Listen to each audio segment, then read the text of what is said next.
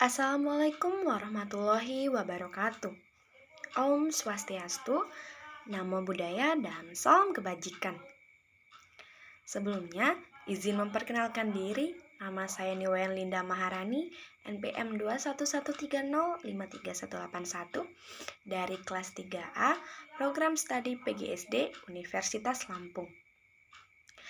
Dalam video ini, saya akan mempraktekkan proses belajar mengajar dengan menerapkan metode bercerita untuk penanaman nilai dan moral terhadap peserta didik. Yuk kita saksikan. Selamat pagi anak-anak ibu semuanya. Bagaimana kabar kalian hari ini? Baik, luar biasa. Semangat sekali anak-anak ibu ini. Agar lebih semangat, mari kita tepuk semangat terlebih dahulu. Semangat.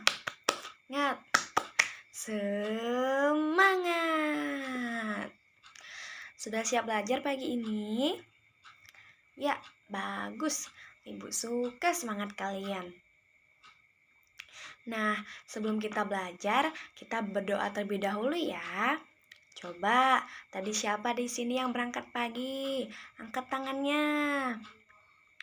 Oke, Suga, coba ya dipimpin doanya.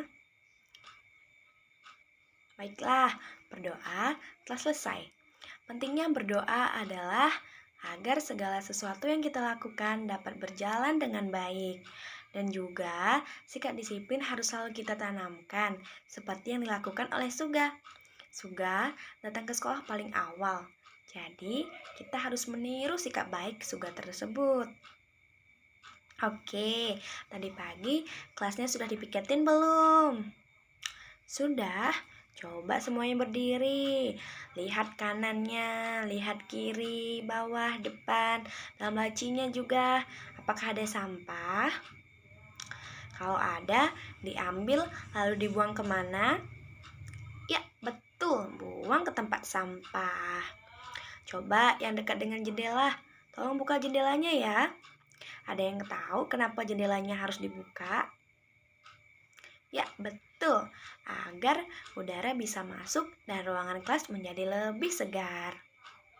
Nah, kalau tidak ada sampah, udara menjadi segar, jadi lebih enak kan belajarnya.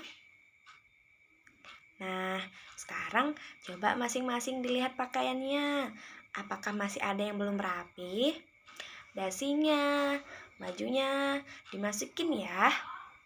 Oke, baik. Semuanya sudah rapi. Sekarang ibu absen ya. Jenny, Lisa, Rose kemana? Sakit? Oh, baiklah. Jimin, Taeyong. Oke, berarti hadir semua kecuali Rose ya. Mari kita berdoa bersama-sama, semoga Rose cepat sembuh dan segera bisa belajar bersama kita. Jadi, hari ini kita akan belajar mengenai pentingnya penanaman nilai dan moral dalam kehidupan sehari-hari dengan materi kita yaitu sikap tolong-menolong terhadap sesama. Di sini, Ibu ingin bertanya kepada kalian, dapatkah kita hidup sendiri tanpa bantuan orang lain? Ya, betul. Tentunya tidak.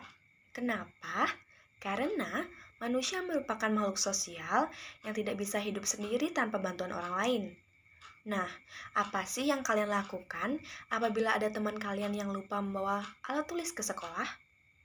Ya betul, kita harus membantunya dengan meminjamkan alat tulis apabila kita mempunyai alat tulis yang lebih. Kalau tidak ada, kita dapat membantunya dengan mengantarkannya membeli di koperasi. Nah, dalam hidup ini kita harus saling tolong-menolong. Jadi, di sini Ibu akan menceritakan mengenai fabel atau cerita hewan tentang kancil dan rusa. Kalian sudah pernah mendengarnya belum? Belum? Oke, jadi nanti Ibu akan menceritakannya. Kalian simak baik-baik ya. Judul ceritanya adalah Menolong Anak Rusa. Sore yang sangat indah, anak rusa dan ibu rusa pergi mencari makan. "Jangan jauh-jauh, Nak. Kamu ikut ibu saja," kata ibu rusa. "Baik, Bu. Sore ini kita makan apa, Bu?" jawab anak rusa. "Sedapatnya saja, buah atau rumput," kata ibu rusa. "Hehehe, asyik," jawab anak rusa. Sementara untuk mengganjal perutnya yang lapar, ibu rusa dan anak rusa memakan buah yang jatuh ke tanah. Karena sedikit buah yang bisa dimakan, ibu rusa mengajak anaknya untuk menjadi rumput yang hijau. Sudah lama berjalan, akhirnya mereka menemukan rumput yang segar. "Ayo, Nak, tunggu apa lagi? Kita makan rumput yang segar," kata ibu rusa. "Hore, makan, makan, makan," jawab anak rusa. Anak dan ibu rusa tersebut terlihat lahap sekali memakan rumput yang segar. Nyam, nyam, nyam, nyam. Enak sekali rumput ini. Pasti aku cepat besar kalau makan rumput segar terus, kata anak rusa. Anak rusa merasa bosan memakan rumput di tempat itu. Ia memutuskan untuk mencari rumput di tempat lain. Namun, ia pergi agak jauh dari ibunya dan tidak pamitan. "Wah, pas sekali, ada rumput dan air. Jadi kalau aku haus, tinggal minum saja. Hehehehe," kata anak rusa. Lalu datanglah kancil menghampiri anak rusa.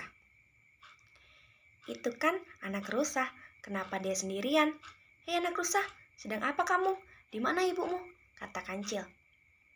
"Hei kancil, aku sedang makan rumput. Ibu ada di sana," jawab anak rusa.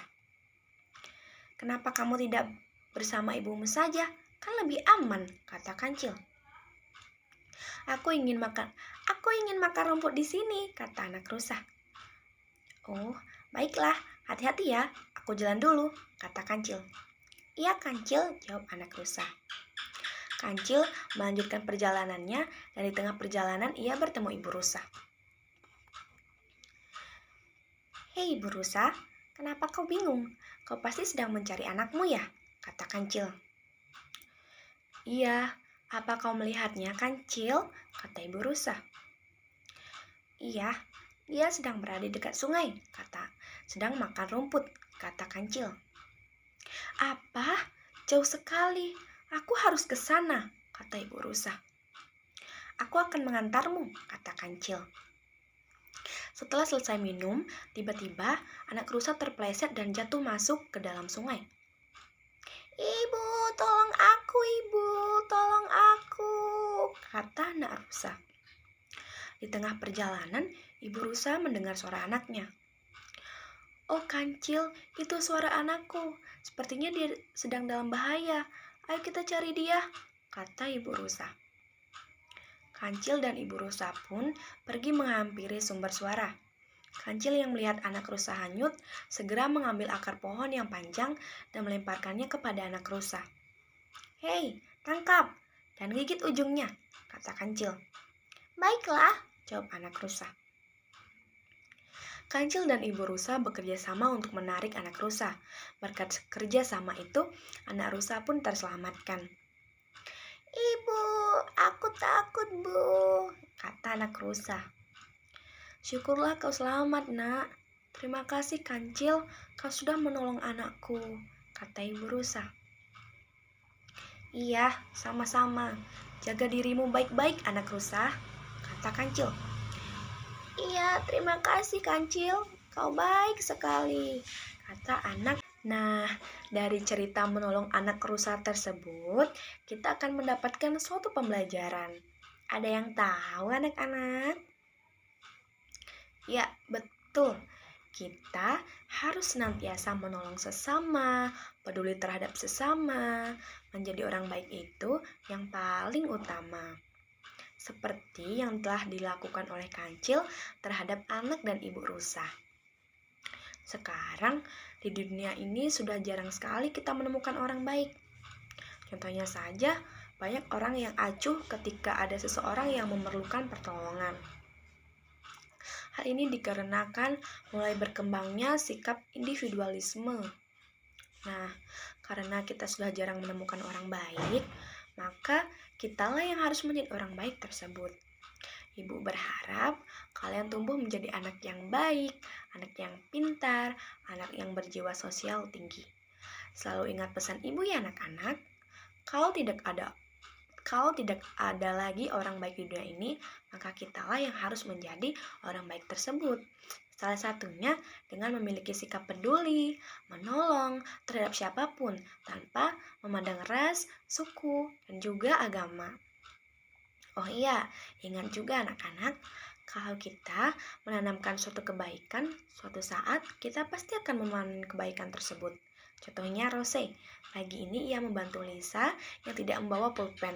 Suatu hari, jika Rose berada dalam keadaan susahan, pasti akan ada yang menolongnya. Tuhan pasti akan memudahkan jalannya untuk Rose, baik dengan bantuan dari Lisa maupun dari orang lain. Baik, untuk pembelajaran kali ini Ibu cukupkan sampai di sini. Semoga apa yang telah Ibu sampaikan dapat bermanfaat bagi kita semua. Tetap semangat belajar dan terus menjadi pribadi yang lebih baik dan selalu menanamkan nilai-nilai kebaikan dalam hati kita. Sebelum kita mengakhiri pembelajaran kali ini, marilah kita berdoa terlebih dahulu. Berdoa dimulai. Berdoa selesai. Selamat siang anak-anak. Demikianlah praktek belajar dan mengajar yang dapat saya lakukan. Apabila terjadi kesalahan, mohon dimaafkan. Akhir kata saya ucapkan selamat pagi. Wassalamualaikum warahmatullahi wabarakatuh. Om Santi Santi Santi Om.